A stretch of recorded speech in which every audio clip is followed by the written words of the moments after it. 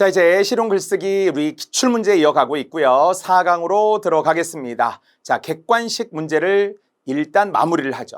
그리고 동시에 1교시의 서술형, 2교시의 서술형. 정말 서술형의 강한 강이다. 이렇게 저도 처음에 설명을 해드린 것처럼 꼼꼼하게 그리고 거듭 시험에 적합성이 높도록 설명해 드릴 것이고요. 그리고 두 번째 또 제2회 문제도 있으니까요. 객관식 잘 모아두시고 이론서에 있는 문제들 그리고 우리 기출문제집에 있는 문제들 모두 다 소중합니다. 자, 이제 우리는 43번부터 50번까지 이어가도록 하겠습니다. 자, 43번 어렵지 않았고요. 예상 책정에 어려움을 겪고 있는 대리에게 전임자가 쓴 메시지라고 해요.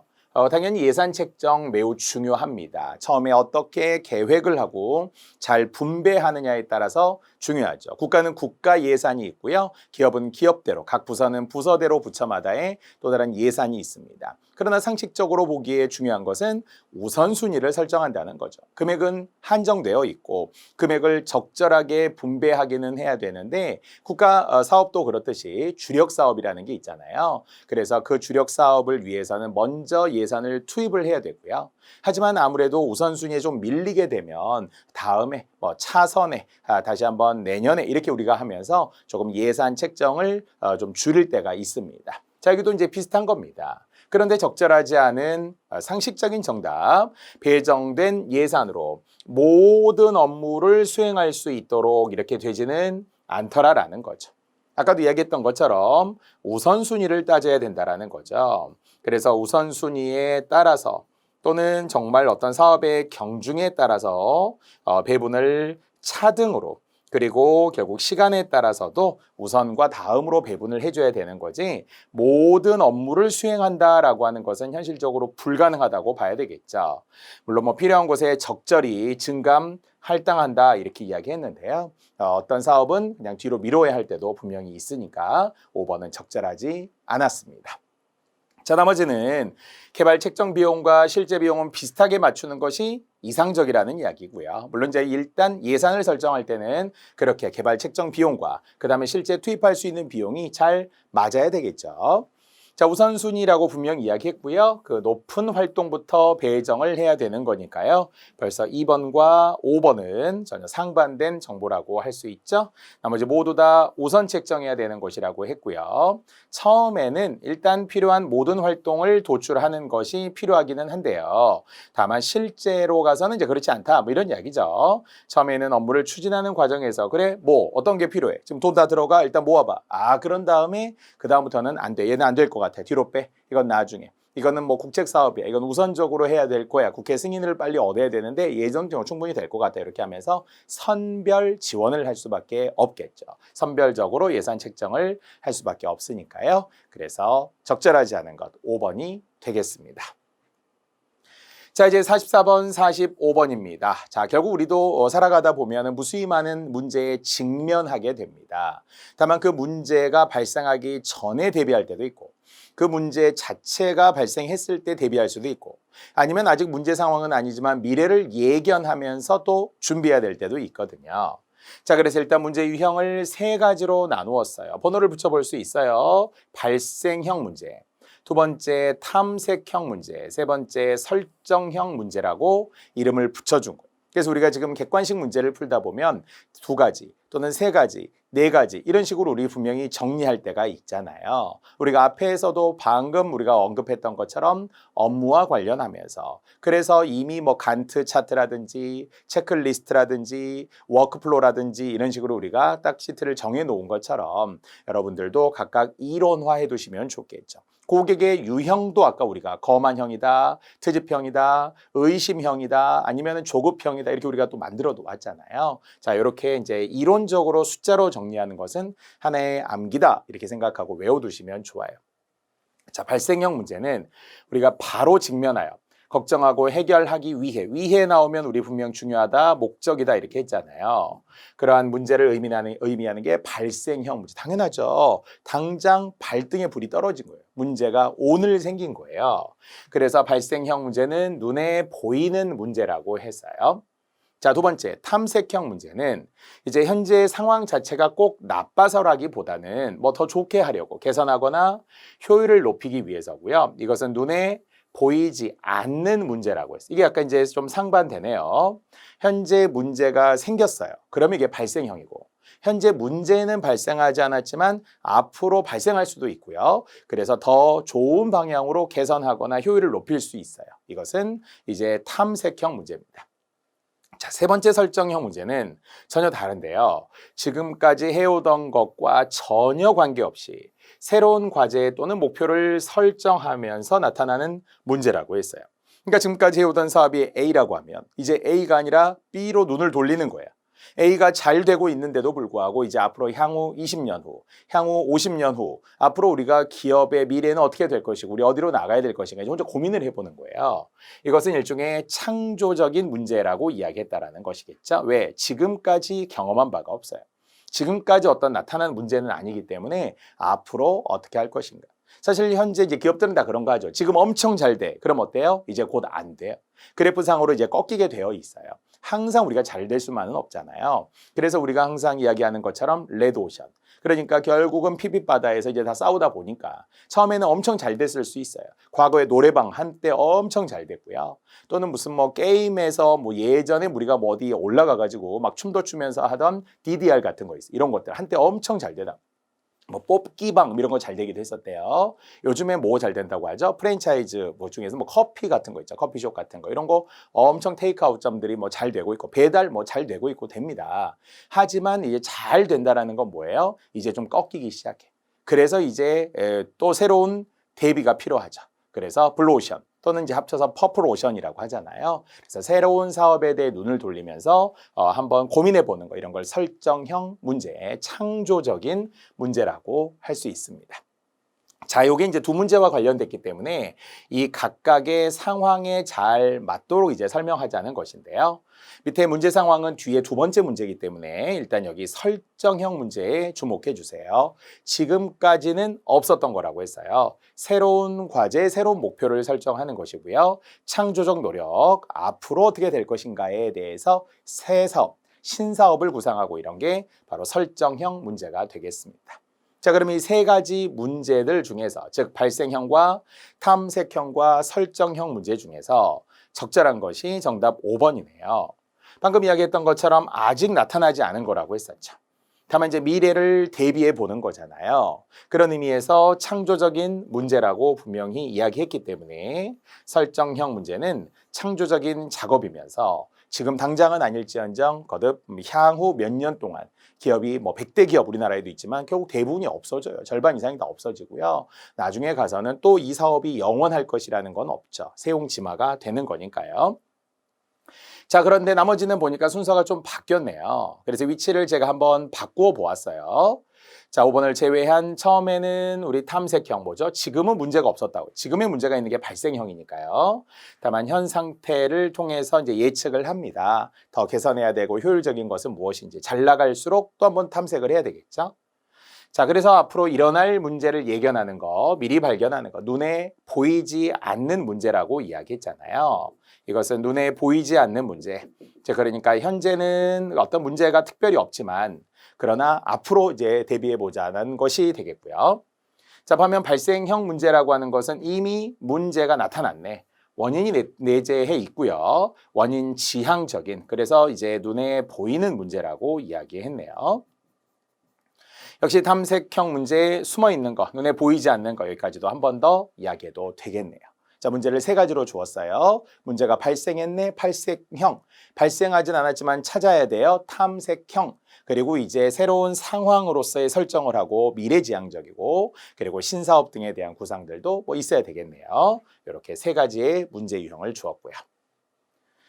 자, 그 다음에 이제 두 번째인데요. 앞에서 우리가 이 문제 상황에 따른 문제 유형이라고 설명하던 그 지문이 있었고 그 지문에 관한 내용들, 문제 상황을 요거죠, 요거. 우리 상황에 기역, 니은, 디귿, 리을, 미음, 미읍을 이제 세 개에 끼워 넣게 되죠. 그런데 이제 정답을 보니까 니은을 보면 생산부서 임부장에게 생산성을 현재보다 15% 이상 높이라 이렇게 했다라는 거죠. 그러면 현재 생산성이 낮아서가 아니에요. 한창 잘 되고 있긴 한데 더 개선하자는 거잖아요. 이것을 더 개선도 하고 더 효율을 높이자라는 거예요. 더 효율을 높이는 것. 이걸 우리는 분명히 뭐라고 했죠? 여기 탐색형 문제, 개선하거나 효율을 높이는 문제가 되겠습니다. 자, 그래서 지금 내용은 니은과 탐색형을 연결하는 정답을 주었던 두 번째 문제가 되겠고요. 자, 반면 나머지는 지금 불량이 생겼어요. 문제가 이제 발생했네. 말 그대로 발생형 문제고요. 자, 그 다음에 이제는 역시 앞으로 산업에 진출하는 과정에서 발생 가능. 이건 뭐야? 아직은 지금 진출한 게 아니죠. 그래서 앞으로 우리가 자동차 산업에 한번 진출하고 싶은데 지금 사업과 다른 거잖아요. 그래서 한번 연구해봐 이렇게 됐으니까 이것은 설정형 문제가 되겠죠. 자, 이런 것처럼 각각 대응되는 것을 찾으라는 거예요. 이것도 지금 설치하고 있는 현재 입장에서 고려하고 있는 건 뭐냐? 이거는 탐색형 문제가 되겠고요. 자, 이제 앞으로 어떻게 될 것이냐에 관한 거네요. 경쟁사의 수준이 뭔가 더 높다라고 한다면 앞으로 이제 얘가 또 우리가 또 새로운 품질 수준을 높여야 되겠죠. 그래서 지금은 뭐 문제가 계속 이제 부진하게 된 것은 경쟁사의 수준이 높다 이런 결과 때문에 그런 거잖아요. 그럼 앞으로 우리는 이제 어떻게 할 것인지에 대해서 역시 또다시 설정형 문제가 지금 되어야 하겠네요. 또는 향후 1년간에 대해서 앞으로 문제가 발생할 수 있기 때문에 이건 어느 정도 예측은 되는 상황이고요. 그런 의미에서는 또 탐색형이 되겠습니다. 세 가지를 각각 끼워 넣는 것이었네요. 그래서 적절한 것은 2번이었고요. 나머지도 위치 바꾸어서 고쳐 놓았습니다. 발생형도 있었고요. 설정형도 또다시 있고요. 탐색형도 존재합니다. 자, 이제 46번으로 이어가겠습니다. 한 문제였고요. 자, 서술된 직무 내용을 참고하여 그래서 이야기했던 것처럼 우리는 그냥 단순한 문학 비문학도 아닙니다. 그렇다고 해서 엄청 어문 규정에 좀 초점이 맞춰져 있는 KBS 한국어 능력시험 같은 문제도 아니에요. 직무와 관련된 여러 실용글이라는 거죠. 그래서 온통 상황을 설정해 놓는 거죠. 이런 상황에 놓여 있을 때 이제 어떻게 대비할 것이냐라는 거잖아요. 자, 그렇다면 지금 내용을 보니까 각 부서 중에 지금 특정 부서를 이야기하네요. 그래서 출근하면 무엇을 하느냐? 업무 관련 정보를 웹사이트를 통해 확인하고 되게 중요한 정보가 이거네요. 각종 정보 사이트를 보면서 경제 동향, 산업 동향, 국외 투자 동향 등에 대해서 지금 시장은 어떻게 움직이고 있는지를 점검하고 정리하는 업무를 담당하는 부서예요.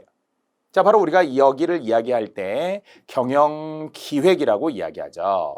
그래서 경영기획 파트 부서에서 결국 뒤에 나와 있는 국외 법인의 매출 손익 분석 같은 것을 하는 거 이게 다 경제와 관련된 이야기가 되겠죠. 그래서 어떤 부서에서 어떤 일을 담당하느냐라는 것을 하나 찾으라는 이야기입니다. 지금 하지만 나머지를 보니까 이 물품의 공급 관리 뒤에 나오지만 어떤 비품, 소모품 이런 거 있잖아요. 이런 건 흔히 우리가 이야기하는 총무부죠, 총무부. 그래서 총무부 총무과에서 팀에서 이야기를 지금 하는 것이고요. 또 세 번째는 마케팅이네. 그래서 마케팅 전략을 수립하기 때문에 마케팅 기획팀이다. 지금 이렇게 할 수 있고요.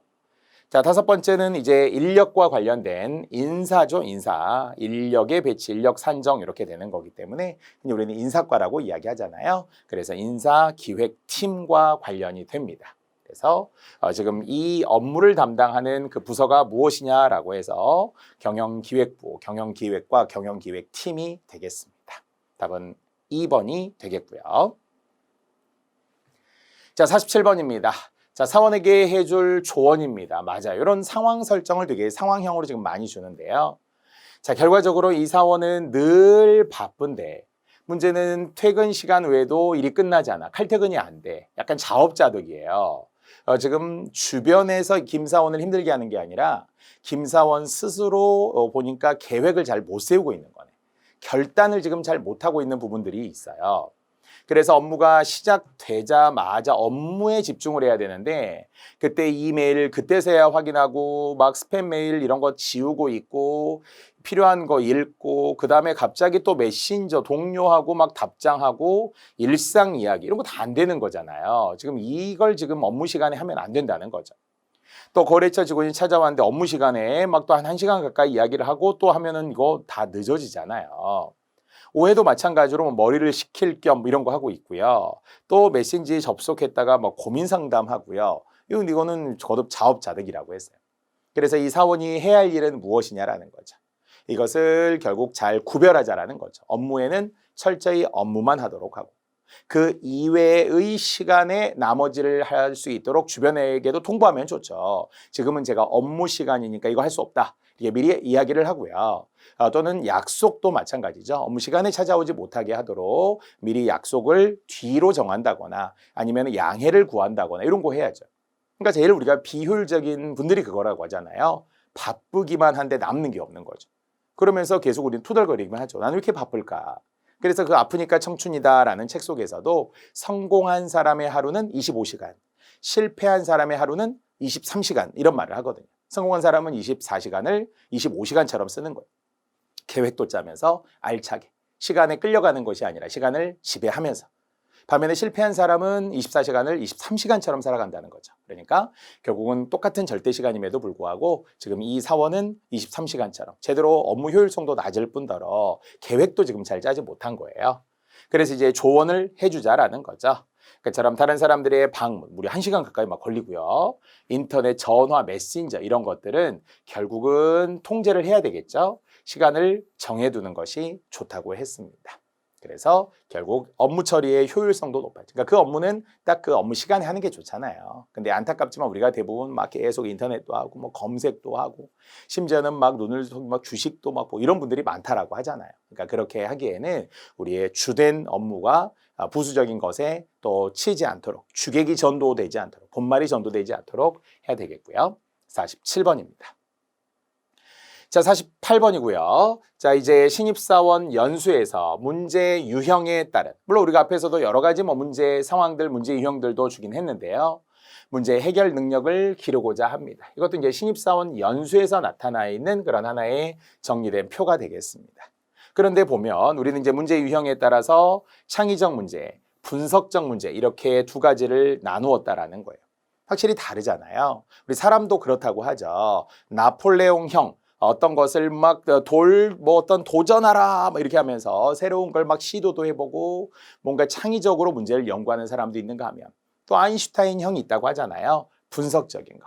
그래서 때로는 막 사색가가 되기도 하고요. 아니면 뭐 탐험가가 되기도 하고 그렇죠. 그래서 창의적이라고 하는 것은 현재는 문제가 없어도 더 찾아도 보고 아까도 우리가 말한다면 뭔가 우리가 막 설정도 하고 이렇게 할 수 있겠죠. 또 창의력의 많은 아이디어 등 그래서 뭔가 아이디어는 꾸준히 많아요. 경우의 수, 해답의 수도 엄청 많겠죠. 이렇게 하는 창의적 문제 유형이 있고요. 아니면은 이제 딱 하나 그 명확한 문제 하나를 설정하고 이건 이제 답의 수가 적죠. 한정되겠죠. 이렇게만 해야 되니까. 그래서 보통 정말 우리가 리더, 아까도 우리가 리더십에 관한 이야기를 했지만 그 리더가 어떻게 방향을 잡느냐가 중요하잖아요. 자, 무조건 새로운 거, 창의적인 거 이런 것도 있지만 딱 요거 하나만큼은 우리 반드시 해결하고 하나에 딱 꽂혔을 때 논리적으로 딱 양이 정해져 있다라는 거죠. 양이 정량적이라고 합니다. 자, 그런데 이제 적절하지 않은 것이기 때문에 기억에 들어갈 수 있는 것이 아니라 상반된 창의적인 것에 들어가는 게 하나 있다는 이야기네요. 그랬더니 이미 표에 그대로 나와 있으니까 최대한 많은 아이디어를 도출하는 것이 아까 여기에 창의적인 문제와 관련이 되죠. 이것은 분석적 문제가 아니더라라는 거예요. 다만 이성적이고 뭐 다 나와 있으니까 이성적 또는 딱 정해져 있는 거, 분석적, 객관적, 논리적 뭐 이런 용어가 아예 그대로 다 나와 있는 셈이죠. 그래서 상반된 하나 4번을 찾으면 됩니다. 근데 사실 이제 우리가 지금 연습이기 때문에 이렇게 하나하나 꼼꼼하게 이야기를 하고 찾아가고 있지만 시험에 가서는 표 보지 않아도 돼요. 벌써 다른 하나가 느껴지잖아요. 상반된 하나, 적절하지 않은 3, 4, 5번 항상 먼저 확인하고 유사한 것 묶으시고 분명히 상반된 거 있으면 그거 먼저 선택하시고 이러는 게 시간을 줄일 수 있을 겁니다. 자, 이제 49번으로 갑니다. 자, 이제 경영학과에 재학 중인 땡땡씨는 기업 윤리 관련 보고서를 쓰고 있습니다. 자, 가에 들어갈 내용을 지금 찾으라는 이야기였고요. 물론 이제 우리가 항상 초창기의 기업은 어땠어요? 이윤 추구가 목적이었죠. 일단 물건 팔아야 되고요. 돈을 남겨야 되는, 이윤을 남겨야 되는 거예요. 부가가치를 창출하는 거예요. 그래서 처음에는 최소의 자원을 투입해 최대의 성과를 거두는, 이것이 이제 효율성이죠. 그래서 예전에는 무조건 효율성만을 따지고 어떻게 해서든지 이윤을 추구하고 이런 것만 생각을 했었다는 거예요. 그러나 우리가 이제 비문학 독해에서도 분명히 앞에 나온 A가 아니라 not A, 그러나 B 하고 이제 전환이 나올 때가 있어요. 역적 관계가 나올 때가 있어요. 이제 그 부분을 빨리 찾는 게 중요하죠. 자, 그러나 지금의 이제 환경은 달라졌죠. 그래서 무턱대고 이윤 추구만 해서는 안 된다라는 거예요. 우리도 정말 기업이 뭐 갑질을 했다든지 아니면 윤리의식을 어겼다라든지 특히 먹는 것으로 장난쳤을 때 이런 거잖아, 식품회사들. 그럼 소비자들 막 불매운동하기도 하고요. 다 정말 소중한데, 그래서 요즘에는 정말 상생이라고 하는 거, 그리고 기업이 환경이라든지 아니면 그 이외에 이윤을 어떤 환원한다든지 이런 사회적 운동을 많이 하죠. 대기업이라고 해서 무조건 어떤 이윤 추구만 하고 돈만 벌려고 하고 이런 거 아니잖아요. 그래서 뒤에서 이제 여러 가지 뭐 노동자 입장도 있고 소비자 입장도 있고 이렇게 해서 서로가 각자의 이해관계자에게 피해를 주지 않아야 한다는 것이죠. 거듭 이야기하지만 상생이죠. 상생. 서로가 같이 살자는 겁니다. 윤리적으로 말이죠. 그래서 기업들도 기업 윤리가 있고요. 기업 윤리 현장 뭐 선언도 하고 이런 거 많이 합니다만 또 실제는 잘 안 지켜지고 있다고 하죠. 그렇기에 결국 노동자나 소비자 입장 모두 다 고려해야 하더라. 기업 윤리와 관련된 상생이었습니다. 역시 이것도 좀 상식적이죠. 우리가 충분히 어렵지 않을 정도의 정보로 공감할 수 있습니다. 자, 바로 이 그러므로 이후를 주목하되 방금 이야기했던 기업 윤리와 상생이라는 것을 한번 찾아보자는 거죠. 기업 윤리, 상생. 그랬더니 여기에는 세 가지가 모두 맞더라고요. 전체 네 가지가 맞고요. 한 가지가 지금 틀리는데 지금처럼 사회환경이나 자연환경에 피해를 주어서는 안 되죠. 또 다양한 것들의 거짓이 있어서도 안 되고요. 또 근로자의 희생을 강요해서도 안 됩니다.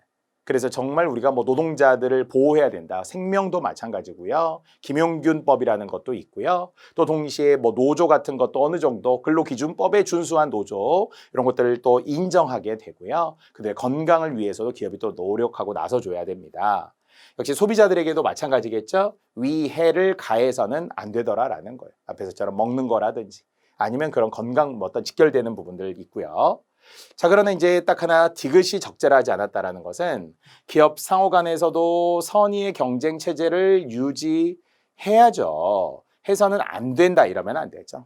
그러니까 기업이 소비자와 그다음에 노동자들, 근로자들도 다 고려해야 되기도 하지만 또 기업과 기업 간에 무엇을 페어 플레이를 해야 된다라고 하잖아요. 단순한 이윤 추구, 1등 만능주의, 1등만 살아남는, 1등만 기억하는 더러운 세상 이렇게 되면 안 된다는 거예요. 그래서 2등도 또는 역시 함께 기업들끼리도 제휴하고 서로 손을 잡고 이렇게 상생이 되어야 된다. 그래서 뭐 전자, 가전 이런 쪽에서 삼성과 LG가 뭐 페어 플레이를 하고 이런 이야기들 좀 많이 하거든요. 소비자들이 보기에도 좀 흐뭇하죠. 근데 막 서로 막 죽이려고 하고 맨날 고소하고 제소하고 법정으로 가고 막 네가 내 거 베꼈잖아 막 이런 거 하고 소송하고 그러면 소비자들도 믿지 않거든요.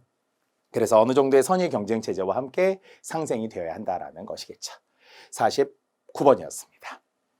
자, 이제 마지막 50번으로 갈까요? 자, 50번 또 연수원에서 배울 수 있는 것 중에 하나가 연수 자료 중에 하나가 바로 명함과 관련된 어떤 내용이에요. 그럼 이것도 우리가 이제 실제 기업 또는 그 이외에도 우리가 직장 근무를 하다 보면 명함을 이제 주고받을 때가 있잖아요. 기본 에티켓이기도 하고요. 그래서 기업 연수원에서 어떤 이런 신입사원들에게 이제 정보를 제공해 줍니다. 그러면 이제 명함은 당연히 깨끗한 것으로 명함 지갑에 담아서 준비해야 되고, 그다음에 혹시 모르니까 최소 3장 정도. 왜냐하면 명함이 다 떨어졌네요. 한 장밖에 없어서요. 이렇게 하면 안 되잖아요. 혹시 모르니까 한 3장 정도 꺼내기 쉬운 곳에 두어야 하고요. 받은 명함과 자신의 명함은 구분해 둔다. 이것도 다 NCS에 나오는 이야기이기도 합니다만. 자, 이제 명함 건네는 방법을 지금 2가지 맞는 것으로 주었습니다.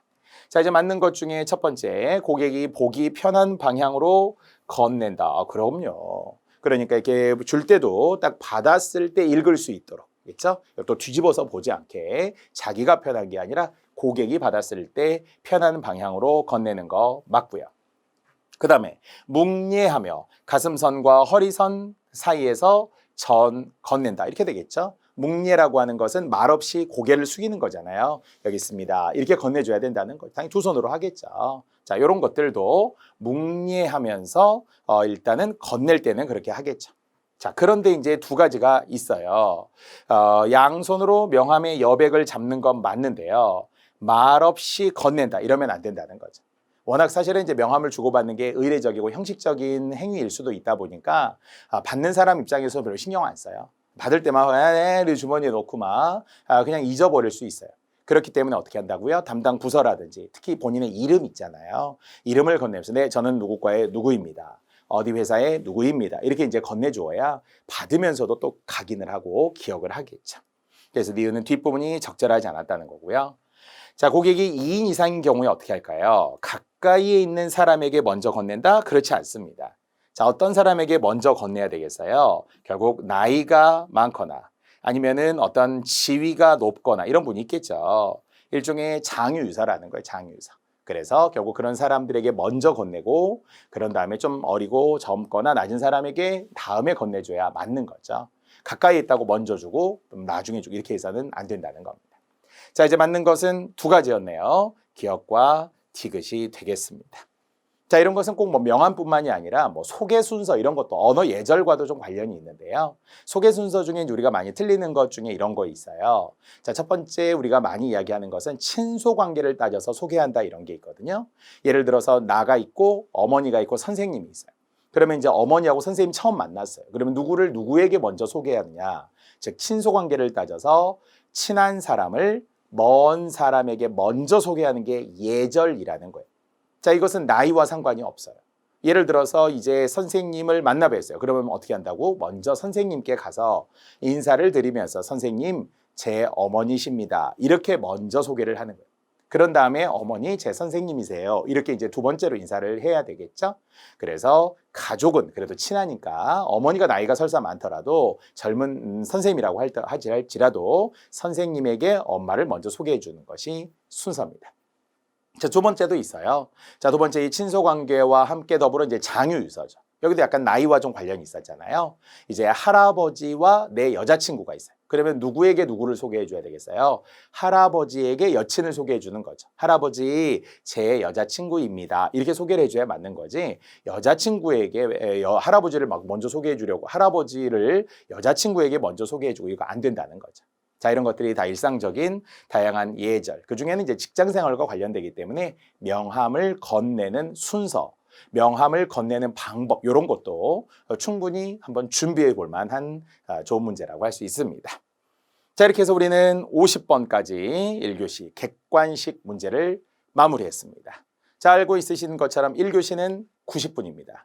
그리고 객관식은 이제 50문제입니다. 그래서 평균적으로 50문제를 최대 60분 안에 풀어야만. 그래서 한 문제당 약 70초 정도라고 이야기했고요. 그래서 한 문제에 8점에 해당하는 전체 400점. 400점을 이제 우리가 여기서 점수를 최대 확보해 두어야 하는 것이고요. 자, 이제 중요한 것은 1교시와 관련된 서술형, 실기 영역 서술형 문제. 물론 이제 1교시의 서술형은 되게 좀 단편적이죠. 5문제입니다. 그러면서 각 20점씩 되겠죠. 그래야만 100점 만점이 되는 거니까요. 그런데 시간으로 보게 되면은 90분을 기준으로 했을 때 최대 30분 정도. 그럼 최대 30분이라고 하는 것은 한 문제를 기준으로 했을 때 6분 정도 평균이 걸린다라는 것이잖아요. 물론 평균이 그렇습니다. 특히 1교시는 어떤 문제는 그냥 한 1분 안에 끝나요. 어떤 문제는 한 1, 2분 안에 이미 바로 답이 딱 보이는 단답형적인 문제들이 1교시에 많습니다. 그래서 앞은 조금 빠르게 푸시고요. 뒤쪽으로 넘어가면서는 좀 더 집중해서 길게 쓸 수 있다. 이런 시간을 확보해 두어야 합니다. 결국 시험은 시간으로 되어 있다라는 이야기를 계속하고 있었죠. 자, 특히 답안의 유의사항은 진짜 꼼꼼히 잘 보아야 합니다. 1, 2, 3, 4, 5번에 해당하는 1교시도 그렇고요. 또 6, 7, 8, 9, 10번이 결국 2교시에서 훨씬 더 긴 서술형이기 때문에 그 유의사항이 굉장히 중요한데요. 자, 다 알고 있는 거지만 문제에 대한 답안은 반드시 해당 답안에만 작성해야 합니다. 자, 서술형 2, 3, 4, 5번을 1번 답안에 작성한 경우가 실제 있어요. 간혹가다 긴장을 하면. 그러나 이 실제 우리가 답안지 양식을 잠시 후에 보여드리겠지만 보면 그 칸이 되게 좁아요. 그래 그렇게 한 번에 이렇게 다 쓸 수는 없는데요. 서술형 1번만 채점하고 나머지는 다 빵점 처리합니다. 채점자 입장에서 제일 마음이 편한 건 뭐예요? 0점 처리하는 거예요. 뭐 부분 점수를 주는 것이 아니라 기본 양식에 형식에 맞지 않게 되면 아예 채점을 하지도 않습니다. 그러니까 결국 여러분들도 기본 조건은 충실히 좀 이행하시고요. 자, 답안 밖에 작성한 내용은 채점할 수 없다. 역시 다 채점할 수 없다라는 거예요. 자, 역시 조건이 엄청 중요하죠. 주어진 조건을 100% 지켜야 되잖아요. 특히 100% 지켜야 된다는 것은 조건이 단순하게 나오는 것이 아니라 복잡하게 나오기도 하거든요. 그래서 뭐뭐를 쓰고 뭐뭐를 쓰고 또 뭐뭐를 쓰고 뭐 최소 2가지, 최대 3가지 이상씩 조건이 나오기도 하니까 조건에 부합하면 이때는 점수를 주고요. 부합하지 않으면 감점은 주는 거예요. 그래서 정말 제일 안타까운 게 다 잘 썼는데 감점 될 때거든요. 그래서 조건 확인하시고. 논제와 관련 없는 내용을 장황하게 작성하는 것도 감점이라고 했어요. 그러니까 진짜 딱 조건이 주어지잖아요. 2단어로 쓰라고 한다든지 3어절로 쓰다라든지 10자 이내로 쓰라든지 짧게 쓸 때가 이 1번 문제의 가장 기본적인데요. 우리 1교시 문제 그래서 1번부터 5번까지 해서 진짜 짧게 간결하게 써야 합니다. 사실 예전에는 뭐 대학 리포트 같은 거 쓸 때는 뒤에다가 뭐라고 막 애교 있게 써서 감사합니다, 잘 부탁합니다, 뭐 이렇게 뭐 심지어는 리포트에 막 리본도 달고 이런 거 예전에는 했었다는 거예요. 그런 거 하지 말라는 거예요. 관련 없는 내용을 쓰는 순간 이게 부정행위로 의심이 될 수 있어서 그래요. 부정행위에 의심도 되고 어떤 굳이 쓸데없는 말을 붙이지 말라는 겁니다. 자, 이것도 개인 신상이 그런 거네. 이것도 뭐 결국에 보면 다 부정행위와 관련될 수 있다라는 점에서 내가 누군데 어느 학교를 다니는데 이런 말 자체가 다 필요가 없어요. 왜냐면은 막 구구절절 쓸 때가 있거든요. 내가 꼭 뭐 이렇게 뽑혀야 되고 점수 잘 주십시오 이런 것들을 절대 안 됩니다. 이런 걸 이제 뭐 동정에 호소한 오류 이런 것도 있는데 결국 주의사항을 철저히 지킨 가운데 답안을 작성하면 됩니다. 자, 제가 엑샘플로 한번 보여드렸고요. 여러분 우리 문제집에도 또 뒤에도 제가 이런 답안지의 양식을 여러분 연습해 보시라고 드렸는데요. 이제 실제 답안지 특히 서술형 같은 경우 이 칸이 되게 좀 좁습니다. 그래서 처음 제가 오리엔테이션 때 이야기했던 것처럼 굵은 사인펜으로 쓰지 말고요. 잘 나오고 진한 볼펜 아니면 얇은 사인펜 있잖아요. 그런 걸로 칸 안에 쓰도록 노력해야 돼요. 칸 벗어나면 안 된다고 했어요. 이렇게 바깥에다 쓰면 안 됩니다. 반드시 칸 안에, 줄 안에 써줘야 돼요. 이건 한 줄 한 줄 쓰라는 건데 뭐 이걸 막 글씨를 막 이렇게 흙에 써가지고 뭐 나는 어떻게 이렇게 쓰면 또 안 되겠죠. 그래서 이 한 줄 한 줄 하나에 꼭 반드시 쓰도록 해야 합니다. 자, 1번부터 50번까지 마킹조차도 처음에는 우리가 굉장히 느릿느릿 여유 있게 막 실수하지 않도록 꼼꼼하게 이런 이야기 하는데 아니에요. 거의 답을 체크하면 바로 들어가는 게 좋습니다. 객관식에서도 10초씩만 시간을 줄이고 남은 시간에 최대한 지식을 총동원해서 그러니까 생각을 막 쥐어짜내야 된다고 하잖아요. 모르는데 어떻게 써요? 이런 게 아닙니다. 힘든데 어떻게 힘을 내요? 이런 팽수의 이야기처럼 하는 게 아니고요. 그래도 막 쥐어짜내야 됩니다. 그래서 억지로라도 거듭 노력 점수, 성실 점수, 참 이 사람이 뭔가 간절하구나라는 것이 느껴지면 채점자들도 분명히 1점이라도 더 주려고 하거든요.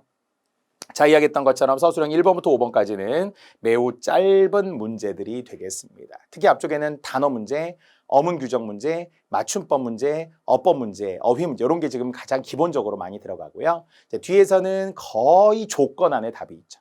문제 속에 답이 있다, 문제 속에 답이 있다 이런 이야기들을 제가 내내 할 거예요. 그래서 이 서술형 문제 속에 답이 있고 조건 속에 답이 있기 때문에 이것만 잘 찾아서 하시면 되겠습니다. 자, 반면 이제 2교시는 뭐가 다르냐? 바로 서술형 10번에 드디어 원고지가 나온다라는 것이죠. 원고지는 최대 1000자 정도에 해당하는 원고지고요. 보통 이제 평균적으로는 800자 전후 플러스 마이너스 50자 정도 이제 이렇게 나오는 게 기존의 대부분의 문제의 형태였어요. 이제 6번부터 8번까지 이제 그것은 우리가 앞에서 모았던 1번과 5번, 1번부터 5번까지와 흡사하고요. 물론 글자 수로 보게 되면 이제 뒤로 넘어가면서 막 400자, 뭐 500자, 300자 이런 이제 글자 수가 조금 더 늘어날 때가 분명히 있습니다. 하지만 결국 제일 중요한 것이 물론 나머지 점수들도 100점, 물론 우리가 50점, 50점, 100점, 100점 그리고 200점이라는 정말 엄청난 이제 우리 점수가 또 기다리고 있으니까요. 서술형 10번 대비 여러 가지 관점에서 여러 가지 형태를 통해서 직접 원고지로도 제가 보여드리고 설명하려고 합니다. 자, 지금 여기도 나오잖아요. 뭐 반드시 검정 펜으로 기재를 해야 되고요. 컴퓨터 사인펜으로 표시해야 돼요. 이제 보통 보면 이렇게 반드시 이렇게 점이 가능하면 거의 채워지는 게 맞는데 이렇게 점만 찍으면 안 돼요. 그럼 점수가 안 나올 때도 있습니다. OMR 마킹 잘 하셔야 되겠죠? 역시 어법에 맞게, 그다음에 요구하는 조건에 맞게 검정색 벽색 필기구로만 해야 되고요. 또는 또박또박 적어야 하고요. 그 문항에 정답을 기재해야 되고 칸을 벗어나지 않아요. 특히 서술형 10번 때문에 그렇다고 했어요. 지금 좀 커 보일 수도 있고 작아 보일 수도 있는데 실전에 가면 막 손이 떨리고 막 시간이 없으니까 막 갈겨 쓸 수밖에 없는 상황에 놓일 수 있거든요. 그래서 또박또박 칸 안에 쓰는 연습 미리미리 실제 답안지의 형태를 놓고 연습하시면 좋습니다. 자, 그렇다면 문제 1번부터 이제 1교시 서술형 문제 시간이 허락하는 한 조금씩 또 풀어보도록 할 건데요. 자, 1번은 주로 어휘 문제로 지금 준 거죠. 특히 어휘가 한자어잖아요. 이음절의 한자어잖아요. 그래서 역시 근본적으로는 어떻게? 사전. 이 사전을 통해서 객관화해야 된다. 사전 찾기가 꾸준히 이루어져야 되는데 정말 안타깝게도 시간이 없다는 이유로 우리가 핑계를 대면서 안 찾아볼 때가 있어요. 그래서 이것은 근본적 국어다. 어떤 바탕이 된다라고 생각하고 그 베이스를 잘 여러분이 직접적으로 능동적으로 참여하셨으면 좋겠습니다. 자, 일단은 뭐 그 기호와 함께 순서대로 써야 되는데 특히 기호를 쓰지 않으면 0점이라고 했어요. 단어만 쓰면 절대 안 되겠죠. 기억 쓰고 그 단어, 니은 쓰고 그 단어 이렇게 대응하면 되겠습니다. 자, 지금 여기에는 총 8개의 단어가 나와 있는데요. 개로 시작하는 단어 4개와 그 다음에 락, 떨어질 락 또는 물러설 퇴라고 하는 한자의 지금 약간의 공통적인 단어들을 약간 몇 개를 지금 준 거죠. 그럼 이제 잘 선택해야 되죠. 한자어라는 것은 비슷하면서도 조금 다르거든요. 완벽한 의미의 동의어라는 것도 없고요. 완전히 다르지는 않은데 미세한 차이. 바로 이게 이제 결국 한자어에서의 의미를 예시와 함께 구별하는 거죠. 그게 이제 용례가 되겠습니다. 자, 원래 한자로 보면은 개라고 하는 것이 대개라는 뜻에서의 개입니다. 진짜 대체로 이런 거죠. 여기 보니까 대강 뭐 이런 느낌이잖아요. 그래서 대강 뭐 다 대강 이런 느낌인데요. 자, 이제 단어를 직접 끼워 놓어 볼게요. 자, 그가 사건의 계략을 설명하였다. 자, 기억에 해당하는 것이 첫 번째 계략이 되겠네요. 그래서 목적으로 쓰이면서 계략을 설명하다. 사건의 계략, 내용을 대강 추려서 줄여놓은 것을 말합니다. 자, 두 번째, 개괄인데요. 중요한 내용이나 줄거리를 대강 추려내. 뭐 느낌으로는 대강 추려 이렇게 비슷하지만 쓰이는 용례가 다르다는 거죠. 그래서 근대문학사는 이 책에 잘 개괄되어 있다. 그럼요. 개괄이라고 하는 것이 중요한 내용을 잘 추려 놓았다. 그렇죠? 자, 세 번째, 그분은 이번 학기에 철학, 개론. 그러네요. 이제는 우리가 충분히 알 것 같은 대학 1학년 때 배웠던 개론. 그런 책들을 개론서라고 했잖아요. 그래서 기억, 니은, 디귿이 이제 여기는 우연히 순서대로 지금 나오기는 했네요. 저도 대학 1학년 때 국문학 개론, 아니면은 언어학 개론, 교양으로는 심리학 개론 이런 책들을 역시 두껍게 쳐서 들고 다녔던 무슨 말인지도 잘 몰랐었지만 보았던 기억이 나고요. 자, 그런데 여기에는 개 네 번째에 해당하는 요는 없더라고요. 개요면은 어디에 우리가 쓰겠어요? 뭐 그래 개요 뭐 이런 거 하잖아요. 개요를 파악하고 그래 개요를 정리하고 이런 거 하죠. 그것은 간결하게 추려낸 주요 내용을 뜻하는 거니까 여기에 개요는 들어있지 않았고요. 자, 또 혁신하는 기업은 어떻게 될 것이냐? 기업은 쇠락의 길을 걷게 마련이다. 기업이 쇠하여 결국은 없어지는 거예요. 쇠하여 말라 떨어지는 것이 기업의 쇠락이라는 단어가 되네요. 로마 제국도 쇠락했다. 기업도 쇠락했다. 이제 이렇게 이야기들을 많이 하고요. 자, 또 하나의 혼란이 경제에 어떻게 했다고요? 퇴보를 가져올 수 있다. 이게 미음 자리에는 퇴보가 들어가네요. 그래서 뒤로 한 발 물러서는 것은 퇴보가 되겠죠. 물론 앞으로 나아가는 것은 진보 이렇게 말하기도 해요. 물론 진보와 보수를 말하는 것이 아니라 뒤로 물러나면 퇴보, 앞으로 가면 진보. 물론 제자리에 머물러 있는 것을 답보라고 말하기도 하죠. 그래서 이제 답보 상태에 빠졌다. 내가 나아가지도 않고요. 이게 발족자 변이기 때문에 제자리 걸음에 밟을 답자를 쓰게 되네요. 그래서 제자리에 머물러 있는 것은 답보라고 이야기합니다. 자, 유행도 퇴조했다 이렇게 되네요. 뒤로 어떻게 뭔가 좀 세력 등이 줄어들고 썰물처럼 빠져나가게 됐기 때문에 이것은 유행의 퇴조라고 이야기합니다. 자, 마지막 굳이 하나 더 한다면 그 후보는 낙후한 교육 여건, 낙후되었다라는 거예요. 그래서 기술, 문화, 생활 등이 수준에 미치지 못해요. 수준이 약간 뒤떨어져 있어요. 특히 교육 여건이 낙후되었다. 보통 이렇게 실제 많이 하네요. 그래서 향도 이촌이라고 자꾸 도시로 향하는 이유 중에 하나, 시골을 떠나는 이유 중에 하나가 여러 가지 여건들이 좀 낙후되었다. 어디 큰 대형 마트도 없고 병원도 없고 이렇게 시골에서 이야기할 때가 있거든요. 자, 결과적으로 여기에 들어갈 수 있는 7개의 어휘를 하나하나 보고 끼워 맞추면 되는데요. 단순한 정의를 말하는 것이 아니라 그 정의와 용례, 알겠죠? 뭐 사전을 찾을 때는 결국 단어의 뜻풀이, 정의와 함께 용례, 즉 예문도 같이 보아야 하는 이유를 실용 글쓰기의 서술형 문제에서 일종의 보여준 셈이죠.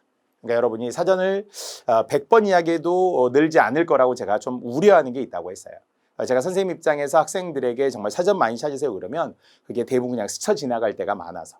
그래서 꼭 여러분 찾아보세요. 직접 찾아보셔야 합니다. 뒤에 나와 있는 해설지만 보거나 이 강의만 보아서는 안 되고요. 숨어있는 한자, 정의, 예문 저기 꼭 필요합니다. 자, 그래서 제가 정답도 이렇게 똑같이 괄호에 넣었고요. 실제 만약 아까 우리 답안지라면 어떻게 기호와 함께 반드시 쓰라고 했잖아요. 그리고 원하는 단어만 그대로 쓰면 되겠죠. 물론 한자는 없어도 돼요. 한자는 없어도 되지만 그래도 이 단어들이 기호와 함께 반드시 들어있어야 한다고 했습니다. 자, 물론 우리는 개론서 생각이 나고요. 개략을도 있고요. 개괄적으로 보여준다고 하고요. 아까 뭐 로마 제국도 뭐 어떤 문화 문물들도 쇠락했다 이렇게도 말하고요. 퇴보했고요. 유행의 퇴조라는 것도 있었고요. 교육 여건이 낙후되었다. 뭐 이런 이야기도 했네요. 서술형 1번의 한자어입니다. 아니면 이제 우리 앞에서 우리 이론 시간에도 공부했던 사이시옷, 한글 맞춤법 규정의 표기라든지 아니면 간단한 구별해야 할 단어 같은 거 있어요. 이런 것들이 서술형 1번에 이제 1교시에 잘 채택이 됩니다. 자, 문제 2번까지만 또 이 시간 해볼게요. 자, 2번에서는 이제 잘못된 맞춤법도 지금 포함되어 있고요. 띄어쓰기도 있고요. 주술관계 호응도 아예 조건을 딱 줬네요. 자, 그런데 조건 한번 볼게요. 자, 잘못된 것만 골라서 고쳐 써라. 맞는 것을 골랐으면 안 된다는 거예요. 그러니까 잘못된 딱 그 구절만 골라서 1번에 여기, 그 다음에 어떻게 하라고 했어요? 고치라고 했어요.